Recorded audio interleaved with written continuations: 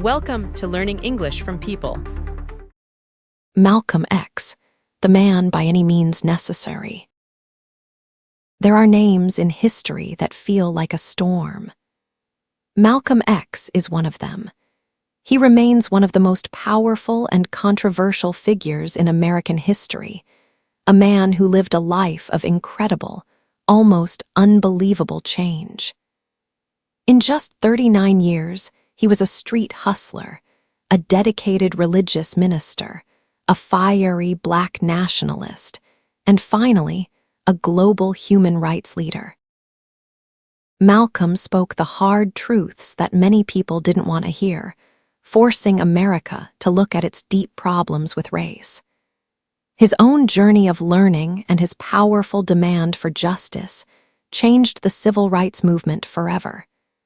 He was killed before he turned 40, but his life showed the amazing human ability to grow and change. His death left a space that is still felt today. His legacy isn't about easy answers. It's about asking hard questions. Questions about power, identity, and freedom that are still important in America and around the world. To understand Malcolm X, we have to understand the 3 lives he lived. The first life was that of a boy named Malcolm Little. Malcolm Little was born on May 19, 1925, in Omaha, Nebraska. The America he was born into was a place of deep racial hatred, and his family was right in the middle of it.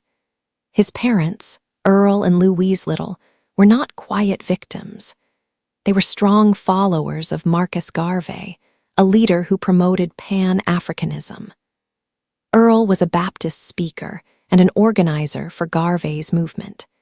He preached a message of Black pride and self-reliance, believing that Black people should one day return to Africa. Louise, his wife, was a reporter for the movement.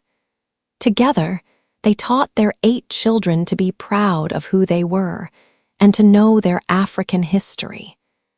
These ideas would shape their sons' future. But this work came with a high price. The family was a target. Threats from the Ku Klux Klan forced them to leave Omaha. They moved to Lansing, Michigan, but the danger did not go away. There, a violent white supremacist group called the Black Legion terrorized them. In 1929, their house was burned to the ground. 2 years later, when Malcolm was only 6, tragedy struck. His father's body was found on the town's streetcar tracks. The police said it was an accident, but his mother and the Black community believed he was murdered by the Black Legion. They believed it was a lynching made to look like an accident. The image of his father's violent death and the feeling of being powerless would stay with Malcolm for the rest of his life. His father's death threw the family into poverty. An insurance company refused to pay them, claiming Earl had killed himself. Louise was left to raise 8 children with very little money. She fought hard, but the stress and sadness were too much. In 1938, she had a nervous breakdown and was sent to a mental hospital where she stayed for over 20 years. The family was shattered. The children were sent to different foster homes. For Malcolm, this was the final blow. He had lost his father, and now he had lost his entire family. He was alone in a world he already knew was hostile. Despite all this, Malcolm was a very smart student. He did well in junior high, was popular with his classmates, and was even elected president of his 7th grade class. He had a dream. He wanted to become a lawyer. That dream died in a single conversation. He told his 8th grade English teacher, a white man he looked up to, about his plan. The teacher's reply was casual, but it destroyed Malcolm's spirit. A lawyer, he told Malcolm, was no realistic goal for a N-word. He suggested Malcolm think about becoming a carpenter instead. In that moment, the racism all around him became personal. The message was clear. It didn't matter how smart he was. His skin color would always be a barrier. Malcolm's heart grew hard. He lost interest in school and in the white world that had so clearly rejected him. Soon, he dropped out. Looking for a new start, the teenage Malcolm moved to Boston to live with his older half-sister, Ella. He fell in love with the energy of the city's Roxbury neighborhood. For the first time, he was surrounded by urban black culture, jazz clubs, stylish suits, and a fast life that was completely different from his childhood in Michigan. He worked different jobs, but the pull of the streets was stronger than a small paycheck. From Boston, he made his way to the center of Black America, Harlem. In 1943, Malcolm moved to New York City. He left his small-town childhood behind and created a new identity. Because of his reddish hair, people called him Detroit Red. He became a sharp, clever hustler, surviving in the dangerous world of Harlem's nightlife. He sold drugs, ran illegal gambling games, and committed robberies. This wasn't just a life of crime, it was an act of rebellion. He was rejecting the world that had rejected him, building a life outside of its laws and values. He even managed to avoid being drafted into the army for World War II by acting mentally unstable in front of the draft board. His life of crime eventually led him back to Boston. There, he and a small group robbed several wealthy white families. But this life couldn't last. In 1946, when he was 20 years old, Malcolm was arrested. He was convicted of robbery and sentenced to 8 to 10 years in prison. The doors of Charlestown State Prison closed on Detroit Red. One part of his life was over. And against all odds, the most important part was about to begin. Prison was supposed to be a cage. For Malcolm, it became a classroom. With nothing left, he was forced to look at the emptiness of his life. The first step toward change came from another prisoner, a man named John Bembry. Bembry was self-educated and very intelligent, and he impressed Malcolm. With Bembry's help, Malcolm discovered the prison library. He started to read everything he could find: history, philosophy, religion. He even copied the entire dictionary by hand to build his vocabulary. The mind of the hustler was becoming the mind of a scholar. But the real change came from his family. His brothers and sisters wrote to him about a new religious movement called the Nation of Islam, led by a man named Elijah Muhammad. Their teachings were shocking, but they grabbed Malcolm's attention. They said that black people were the first people on earth, that Islam was their true religion, and that white people were a race of devils created to oppress them. At first, Malcolm was doubtful, but the more he learned, the more it all made sense.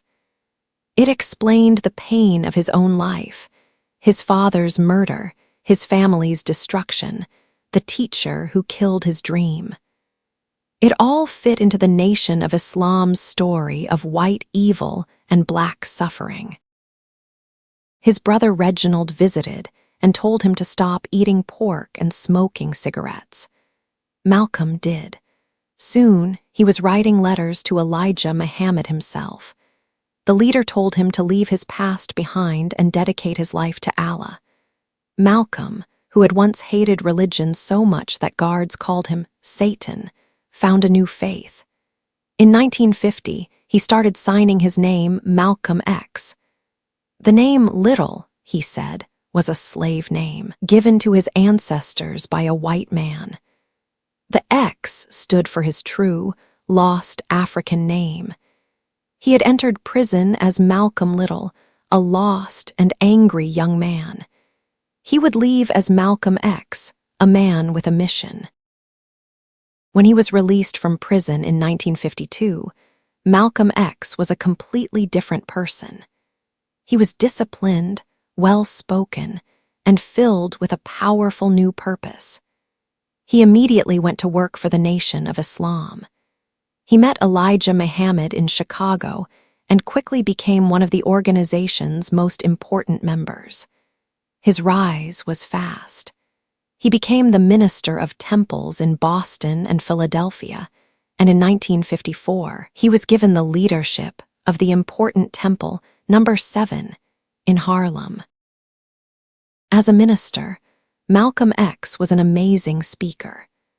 He spoke with a raw honesty that connected with the anger and frustration of Black people living in America's northern cities. He didn't offer empty words or promises of slow change. Instead, he delivered a sharp critique of white supremacy, explaining its history and how it worked in modern America. He preached Black pride and told his followers to build their own businesses and communities. His message was the exact opposite of the mainstream civil rights movement, which was led by Dr. Martin Luther King.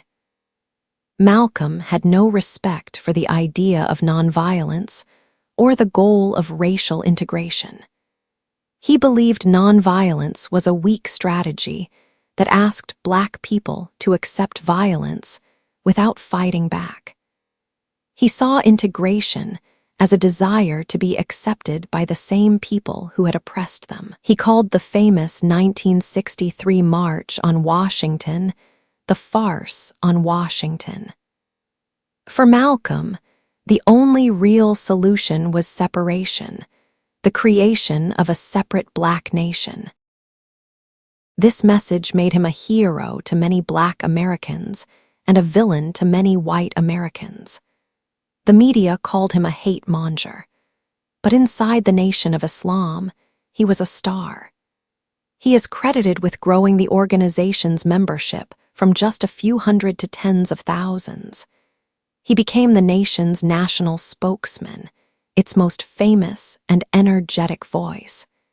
He even brought in famous members, like the young boxer Cassius Clay, who would soon change his name to Muhammad Ali. Their friendship gave the Nation of Islam more public attention than ever before. By the early 1960s, Malcolm X was a major public figure, but problems were growing just beneath the surface. He began to feel that the Nation of Islam was not living up to its own powerful words. The first major sign of trouble came in 1962, after Los Angeles police raided a mosque and killed a Nation member. Malcolm wanted to fight back, to show that the nation would defend its people, but Elijah Muhammad ordered him to do nothing. To Malcolm, this was a betrayal. A bigger shock came when he learned that the rumors about Elijah Muhammad's private life were true. The man Malcolm saw as a prophet was secretly having affairs with his young secretaries and had fathered several children with them. This was a direct violation of the nation's strict moral code. For Malcolm, who lived a simple and disciplined life, this hypocrisy was a deep personal crisis. The foundation of his world began to crack. The final break came in late 1963. After President John F. Kennedy was assassinated, a reporter asked Malcolm for his thoughts. He said it was a case of chickens coming home to roost, meaning that the violence America created was now coming back to haunt it. The comment caused a huge public outrage. Elijah Muhammad used it as an excuse. He publicly punished Malcolm and silenced him for 90 days, telling him he could not speak in public. Malcolm knew this was just a way to push him out. He had become too famous, too powerful, and was now seen as a threat. On March 8, 1964, Malcolm X announced that he was leaving the Nation of Islam. Leaving the Nation of Islam was the most dangerous and the most freeing decision of Malcolm's life. He was now a man alone, a leader without a group, and a target for the very organization he had helped build. His ideas began to change quickly. He started 2 new organizations. One was a religious group, Muslim Mosque. The other was a non-religious group called the Organization of Afro-American Unity. Its goal was to connect the fight of African Americans with the global fight for human rights. The biggest change, however, happened during his pilgrimage to Mecca in April 1964. This journey is called the Hajj, and it is a holy duty for all Muslims. In the holy city of Mecca, Malcolm saw something that changed his entire view of the world. He saw Muslims of all colors, white, black, brown, all living and praying together as equals. This single experience destroyed a belief he had held for years. In letters he sent home, he wrote that he no longer believed all white people were devils. He said he had met white people who treated him like a true brother, and this forced him to rethink everything he believed about race. He took a new name, El-Hajj Malik el-Shabazz, to show his new understanding. He spent the rest of 1964 traveling in Africa and the Middle East, meeting with world leaders. He was no longer seen as just an American activist. He was treated as a global figure. His goal was to change the African American struggle from a local civil rights issue into a global human rights issue that could be taken to the United Nations. He returned to America a different man, with a wider, more inclusive vision. But as his vision grew, so did the danger.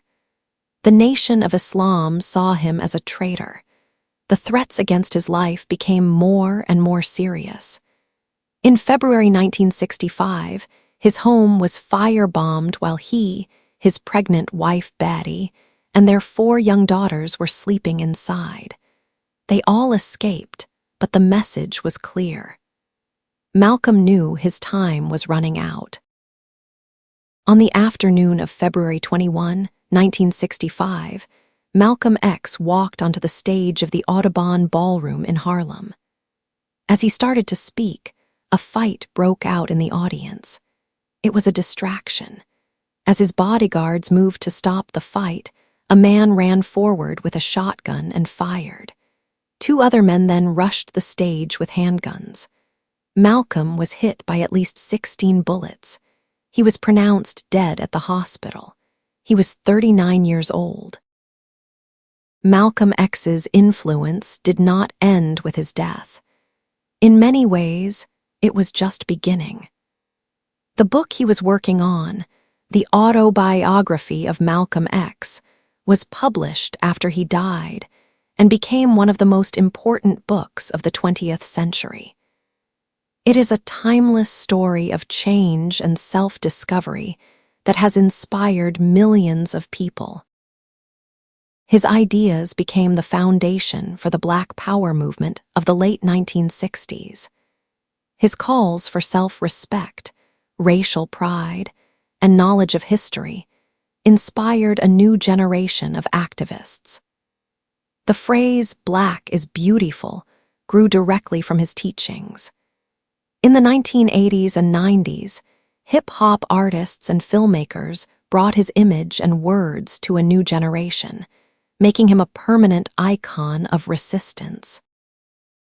The man born Malcolm Little was always changing. His early life was shaped by the pain of racism.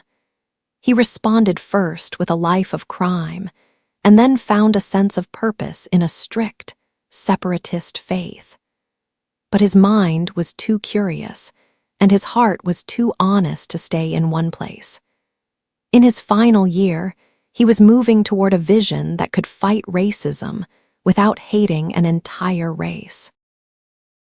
He was a master of reinvention, a living example of the human ability to grow.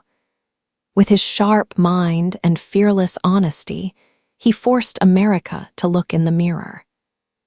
Malcolm X is still a towering figure today, not because he offered easy comfort, but because he demanded that we face difficult truths, a challenge that is just as urgent now as it was then.